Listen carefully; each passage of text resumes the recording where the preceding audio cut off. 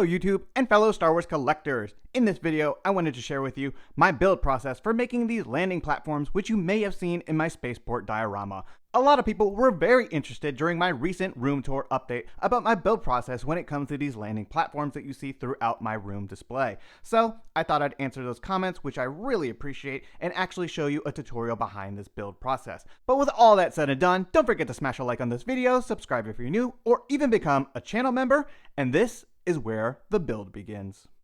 Now, the main thing you'll need for this project is a wooden canvas. I picked mine up from a local art store, but you can find these on Amazon for a pretty decent price, and I will have links in the description down below. Now, the main thing about this platform is that it needs to be stable, and this wood canvas really adds a nice base that we don't have to make anything out of wood, and it's kind of pre-built for us. The next crucial piece of material we'll need is this for rent sign, which is essentially a nice piece of styrene that we will later paint up. If you're familiar with the channel, I use this quite often. We will also need some poster tubes. You can pick these up at any local office store like I did, or get them on Amazon if you choose to do so. You're also able to kind of strengthen these up and use a wooden dowel rod if you really want, but I'm pretty much going to use these because they are actually quite durable. And lastly, we'll need this overhead projector paper, which I'll have linked in the description down below, but essentially this is similar to the styrene, but it has a lot more flex to it.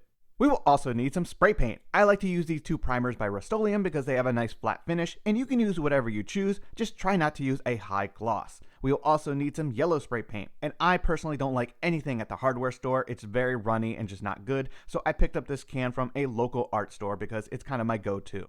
So first things first, we're going to have to take this wood canvas and make it not look like a wood canvas. And to do so, I'm going to be covering it in pieces of styrene. So essentially all I need to do here is take a ruler and start mapping it out. I'm pretty much going to measure it and divide it down the middle so that two pieces butt together and this thing looks like it was built and engineered with some purpose. So taking the pieces of styrene, pretty much lining it up and getting them into the right position, I will then tape it down with some blue tape so nothing moves on me before I start to glue everything down.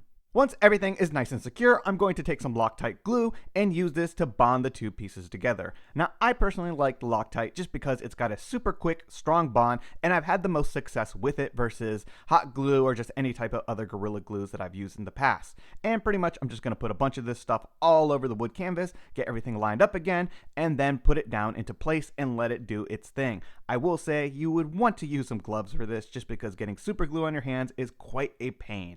And then you're pretty much going to repeat the process, get everything lined up again, place the blue tape where it needs to go, and then repeat the gluing process. Once everything is lined up and then adhered to the wooden canvas, we will have a nice smooth surface that kind of resembles metal once we paint it up nice and gray. But just before we can move on to the painting process, we will have to trim the excess because these were not exactly cut to size yet. So I like to put them down first and then turn everything upside down and start to trim it so we have nice clean edges on this platform. Moving right along to paint, I'm going to start off with the specialty yellow spray paint color, and I'm going to shake this up very well before we start painting. Now you may be wondering, why are we doing the yellow in the sides first before painting this whole thing gray? Now, essentially I'm doing this because it is much easier to do the sides, do all the colors we need here, then tape this off, and then paint the top and bottom gray. This is just going to be much easier than taping off the entire top and bottom of this landing platform. Once all the sides are finished with some nice yellow paint, we're going to be adding the caution lines. Now, I have a stencil that I used for this in the past, but I'm going to be showing you the method using the blue tape because most of you probably don't have a stencil. Essentially, I'm going to measure it out 2 inches and then take that corner and then line it up with the other corner of the side of the landing platform. Essentially for this process, you're going to take a piece of blue tape and then sandwich it between 2 other pieces of tape and then remove it. What you're trying to do here is pretty much leapfrog every other section so that we have an area that we will then spray paint with black and make our caution line. Now, while this is pretty easy in theory and anyone can do it as long as you have some blue tape, I will say that it is a little bit of a long process because you have to actually put all these tape pieces together, which is a little slower than actually having a stencil like I have, but I did want to show you this process the long way. Once everything's taped off, it's time for some paint. Remember to shake the can quite well. These have been sitting on a shelf for a little while, and mixing the paint here is crucial. Then you're going to want to spray from at least 3 to 6 inches away and just be kind of light-handed when it comes to the coats. Remember, the heavier the coat, the more bleed through you might have, and nobody wants that. Then we're going to remove each piece of blue tape, showing our caution line. And once all the tape is pulled, it's time to put some more tape back on there. I'm going to use a slightly larger piece just so I have nice full coverage, and then start to paint the bottom of this landing platform. Now, you may be wondering why I didn't put any styrene on the bottom of the landing platform, and it's pretty much because I don't want to have extra steps here, and the landing platform bottom is not as important as the top. That's going to be the main focus of this piece in my collection, but if you do want to put styrene on the bottom of it, feel free to do so. Once again, make sure you have full coverage here, getting the spray paint all over the landing platform and keeping it not too heavy, so that we have a nice smooth surface on the top of our landing platform. Moving on, the next step to this build is adding some striping to the top of the landing platform. And to do so, I'm actually going to be using a stencil that I made out of that clear projector paper. Now, you can do this with the blue tape method, but I'm on a little bit more of a time crunch here, so I wanted to show you the effectiveness of using a stencil. Pretty much, I'm going to get everything lined up the best that I can, using some tape as like a guide, and then start to do the spray paint process again. Remember to spray from a distance and keep the coats of yellow nice and light. Once everything has been painted off, it's time to add another stencil that I've made in the past to add the actual black striping. I pretty much get everything lined up the best that I can, tape it down, and then start to add the black spray paint, which will give us the actual caution lines that we're looking for here. And as you can see, the results are actually pretty cool. I will say that I was a little bit rushing here, so I did have some spray back, but I'm talented enough to where I can take a can of gray and kind of, clean this up the best that I can, getting rid of some of that overspray. Moving right along, we're going to add some weathering and scuffing. Now this is a new technique for me, and I've kind of really been liking the results, so it's becoming something that I do much more standard. All you need is a piece of sandpaper. I'm actually using grip tape from one of my skateboards, and it's a really cool technique. All you got to do is just scrape away some of the paint, and it actually makes it look a little bit more weathered in, and gives it that nice industrial look. Now I will say you want to let the paint dry a little bit more than I did here, especially for the black. The yellow was working quite well, but the black was still a little bit wet. Next, we will need to work on the support columns for the landing platform, and to do so, we will be using the poster tubes, which I've measured out to about 14 inches for my personal needs, and then using a piece of blue tape, mark that off so that I get a nice even cut on this round object. And once the final cut has been made, you can use the end cap to finish everything off and give it a nice clean look. There are extras of these that you can get off of Amazon, and I will have it linked in the description down below. The next step in this build process is to cover the columns in a material that will give them a nice smooth surface similar to the top of the landing platform. And to do so, I will be using the clear projector paper and applying some Loctite glue and then rolling everything on to give it a nice smooth surface. The benefit of the projector paper is that it's a nice thinner material and you're able to actually wrap it around the column much easier than the styrene piece. And once painted, everything looks wonderful and very similar to the top of the platform. The paint mixture I will be using is my go-to weathering wash that consists of burnt umber, chromium oxide green, and black acrylic paint. If you're a fan of the channel, you have seen me use this mix in a number of different world building projects. Once the wash is ready or to your liking, apply a generous portion of it to the landing platform, getting full coverage and pretty much just smearing this paint all over the landing platform so that it's nice and dirty. Then you're going to take a paper towel and pretty much work that paint in, and removing a lot of it, to be honest, but this is essentially the first step in the process of weathering the landing platform.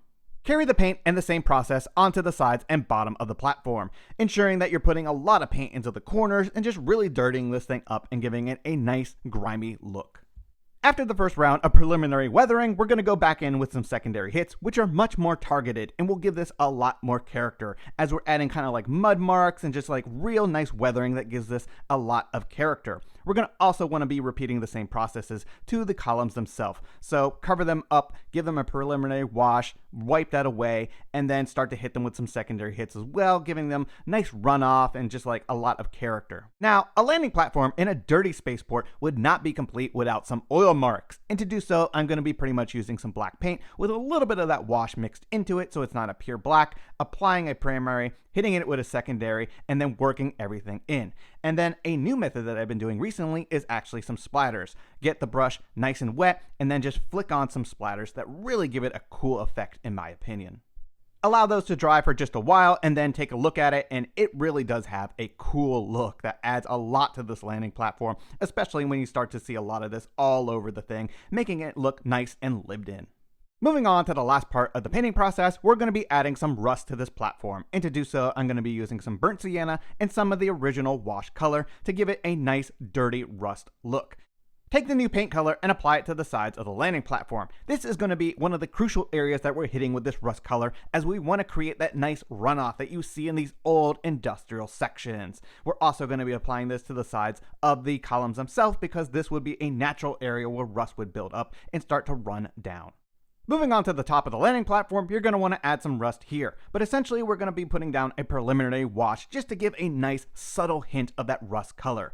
But then we're going to take a nice blob or two and apply it to some of those areas where we add that scuffing, just so it looks like some rust is starting to build up in that area where the metal is now being exposed to the elements. Work your way around the rest of the top of the platform, and once everything is to your liking, we are ready to assemble this landing platform. So here we have a couple extra columns in addition to the ones that I made, and this is an option if you want to display it, but I would not recommend doing it this way just because it will be a little wobbly. Nothing's kind of secured into place, and if you really want to display something like this, you're probably going to need to build a base or have the columns attached to something on the bottom just to give them a little bit more balance and structural integrity.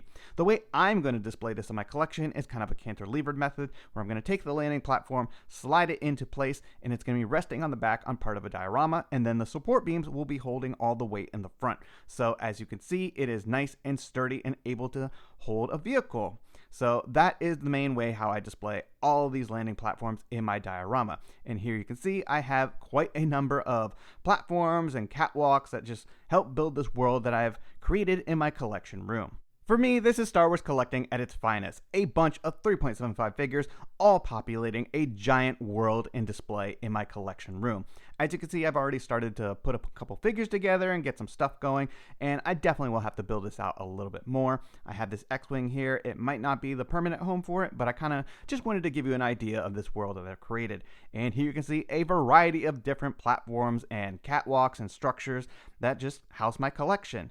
I will have to work on this corner over here where I'm probably going to put my ghost, and that will be a similar process, but I'll get to that when I get to that. So hopefully you found this video a little bit inspiring for your own collection or needs, or I've always wanted to build something like this for your own room. Feel free to ask me any questions in the comments down below. And don't forget to drop a like on this video and subscribe if you're new to the channel. It really helps and is always greatly appreciated. Thanks everyone, and may the Force be with you.